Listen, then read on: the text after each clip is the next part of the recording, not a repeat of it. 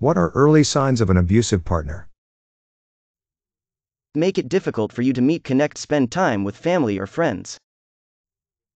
If it's never their fault. They don't respect your boundaries. They will find ways to separate you from friends and loved ones.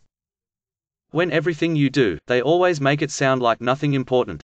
Downgrading it, belittling, anything of the sort. Edit, thank for the awards, I wish the best for all of us. Controlling behavior. Always assuming control, and undermining your ability to do anything yourself.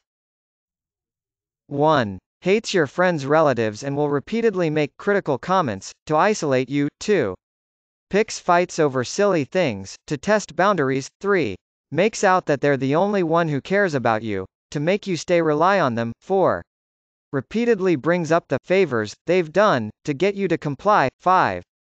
Makes promises they never keep, even the little ones, because it makes you look crazy and abusive when you get upset. 6. Subtle criticism of your clothes, body and behavior, so you'll be worn down and have low self-esteem because it makes you more compliant. 7. Gaslighting, so you question your sanity. 8. Controlling the income, stealing money, so you rely on them. 9. Spreading lies to those in your inner and outer circle, to isolate you. This isn't an exhaustive list, just some of what I went through before the abuse escalated to sexual and physical abuse. Just remember, sometimes you have to trust your instincts, and sometimes you have to forgive yourself because you won't see the warning signs until it's too late. My ex went so far as to blame a medical condition for him raping me. He never had that condition, it just fit his narrative so he could blame me. Edit to add. I also couldn't have a social life and go out with friends, but he could. Edit 2. Thank you for all of your kind awards. I didn't expect this sort of response, but I hope people find my experience comment helpful to recognize situations they may find themselves in. When you are nervous next to them and relaxed when not. Gets angry and offended when confronted about their own issues and gaslights you into saying sorry or that it is you who has to do better in the end. Threatening to break up with you after every argument. Look what you made me do. Not taking no for an answer and pushing boundaries, but acting like they're pushing you as a favor to you and it's for your own good.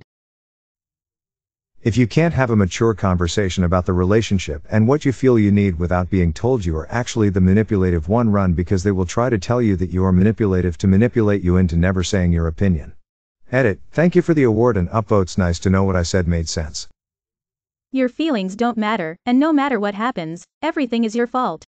You're trying to talk about a problem and by the end of the conversation you're the one apologizing. My ex-boyfriend never once uttered the words, "I'm sorry," straightforwardly. If anything, it was always, "I'm sorry you feel that way." Edit. I didn't expect this to blow up the way it did, but I just wanted to say that everyone sharing their experiences here is a strong, beautiful soul, and I hope things get better for each and every one of you. Gaslighting. Somehow, everything is always your fault and never theirs, and they'll beat you so much with their version of the truth, you start to believe it.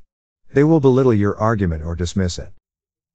It would be hard for them to accept no as an answer. Controlling, demeaning, knocks you down, talks badly about everyone in your life, doesn't respect you. It isn't fixable and it will get worse. Having to ask a question to yourself like this. If you don't trust them, it's probably not worth being an emo. If they behave badly towards the people they feel most comfortable with, parents, siblings, close friends. They may be an absolute angel with you now that you're still in the beginning, but when they get comfortable with you too, they'll treat you the same. When they are surrounded by assholes. Ex was an asshole. Boss is an asshole. This thing happened today, and can you believe what happened? Their bad luck with other people seems uncanny. When it's a lot early on. You're the only one who understands. Never met anyone like you before. It's a real connection. Soulmates. They say they love you quite fast. It's a whirlwind of attention and validation. They care quite a bit about who you hang out with and why. They have trust issues that they really want you to understand and try and work with. Any kind of physical aggression at all, towards anyone or anything. Throwing their keys onto the table angrily after a bad day. Punching the wall. Driving erratically. Refusing to give you space during an argument, including following you if you leave the room. Also, shouting or insults leveled at anyone, not just you. Low empathy. Finding other people's misfortune funny. Pranks that aren't well received. A win-lose attitude to life, as though other people's good stuff somehow takes away from them. Telling you that you're overreacting, sensitive, looking for the worst, just like their abusive ex, paranoid. Also accusing you of feelings and actions you don't have and are not expressing, like anger, anxiety, insecurity, being controlling. Passive aggression, such as the silent treatment, ignoring messages, walking out on you and not returning, and breaking plans commitments unilaterally. Sexual entitlement, such as pushing kinks, demanding sex and pouting when denied, showing sexual jealousy and blaming you for it. Encouraging you early on to take actions that make you dependent on them in some way, such as moving in with them, quitting your job so they can take care of you, moving out of the area with them. Encouraging you to limit your contact with friends or family members who see these red flags, by telling you that they are jealous of your happiness, toxic and enmeshed, and other things of that nature. Also relevant are estrangements from their own family. If they are the one who's been kicked out, or especially their kids won't speak to them, be on guard. There can be good reasons for this, but you have to be careful. Edit. Thanks for the many, many awards. It's kinda sad that this struck such a chord.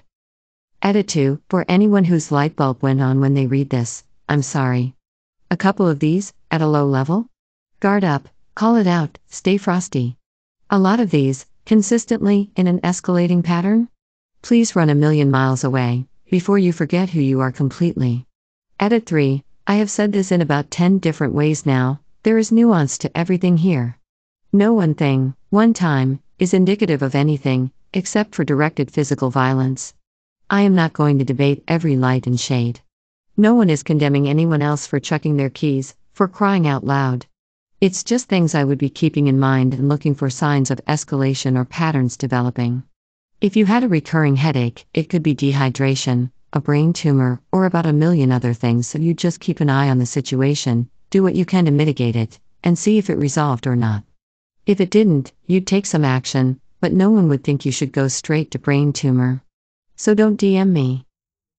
Manipulation. One thing I found with someone's relationship, someone I care about, was that she's with him because she's afraid of what will happen to him if she leaves. So things like, I won't ever find anyone else if you leave me, and, I'll be depressed, etc. etc. If they are making you feel guilty for leaving, that's not a good relationship. There are a lot of patterns of abuse. Some abusers isolate the people they are with so that they have no one to reach out to. They make the victim rely upon them, and thus the stakes of leaving or speaking out are the loss of the only person you have left. Some abusers make their abuse seem normal, and so they slowly raise the temperature to a boil, ever slowly increasing their worst behavior, and if the victim reacts negatively they lower the heat for a while and spend time acting like it was a one-time thing and they didn't mean anything by it and it won't happen again, but it will of course get worse. There is a pattern of abuse that is sort of like a yo-yo, where a person will do everything for you, make you seem special, bomb you with love, just give you everything you could dream of and then slip some abuse in, and use the love they've blasted you with as leverage. After all I've done for you, you would say, act like my abuse is the problem. Can't you see that I care? If I didn't care I wouldn't have done this, etc. Like family dysfunction, abusers come in a lot of flavors.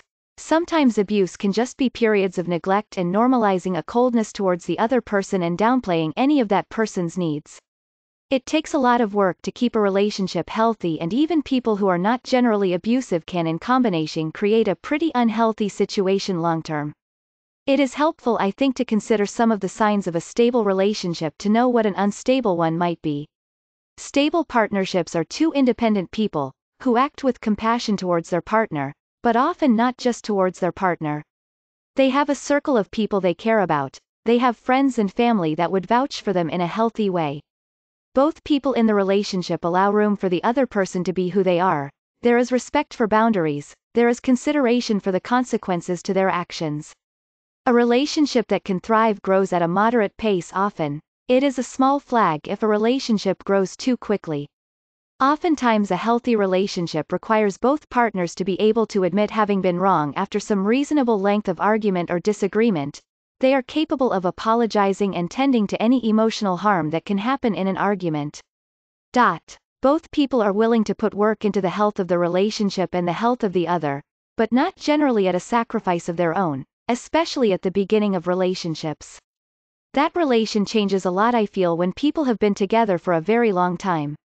Those are just general things. Not everyone has learned to be good at some of them, but you want to be with someone who is willing to learn how to be those things, willing to put work in on themselves in that way.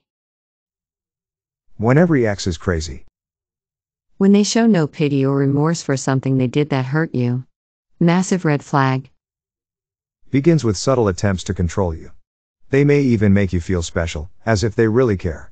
The next stage is often less subtle attempts to demean your friends and slowly cut you off from them. Of course, it's cloaked in claims of loving you so much that they want what's best for you and that your friends aren't good enough for you. At first, any attempts to resist are met with played-up hurt feelings by the abuser and claims that you don't love them enough.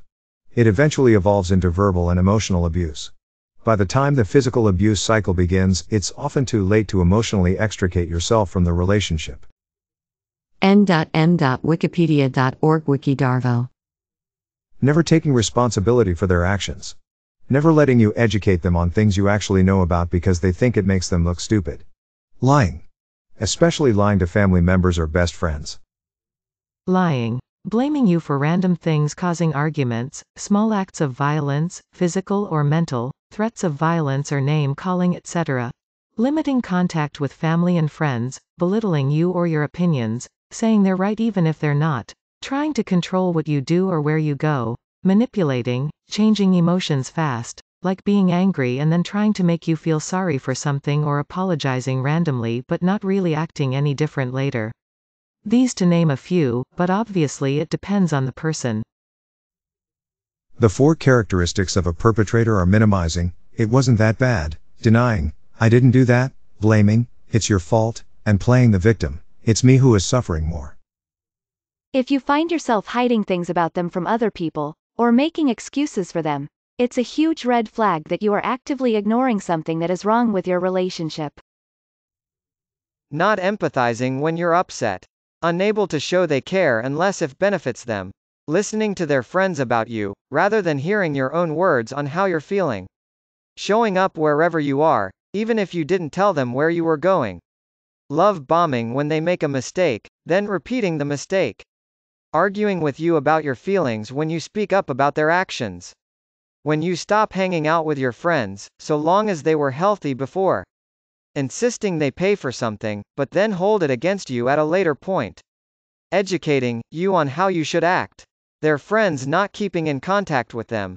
Wanting to be exclusive even though you've only known each other for a very short amount of time, then being insecure when you say yes. Complaining when you spend time with your friends, early on in the relationship. Sex is more focused on their pleasure, and no aftercare.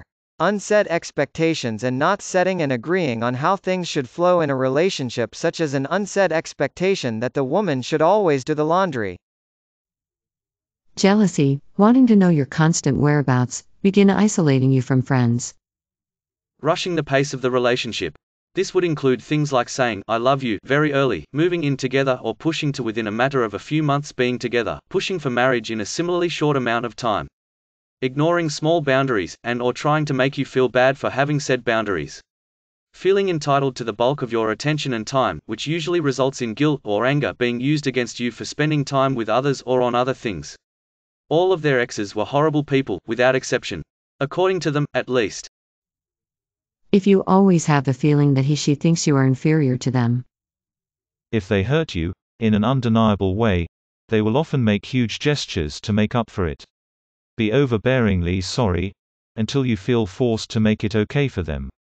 To tell them everything is fine, and they didn't do anything too bad, and you forgive them, and they're a good person. Even though you were the person who was hurt, they'll make you be the person to make it better. They are never wrong. Not interested in how you are, how your day's been, etc. When you ask them how they are, etc. Lack of respect for your property or privacy. You start asking this question. Well, I'll just never talk again when you mention something they said was hurtful to you. Being incredibly defensive when you bring up an issue. This isn't to say that everyone who does this is abusive, but if you're in a new relationship, it's not something you should ignore. Making you feel like you're in need of therapy when they clearly did something wrong and you get upset. Dad did it to my mom all the time before they divorced, he cheated on her. He later did it to me when I confronted him about how his actions really beat his kids up. We no longer talk. Therapy is an important tool and helps a lot of people, but don't let someone make you think you're crazy or irrational for having emotions. Sometimes that person is a master manipulator. Oh, and he is a minister, too. Go figure. May your day be filled with joy and happiness. And please remember to subscribe to Upvote for the best quality content every day.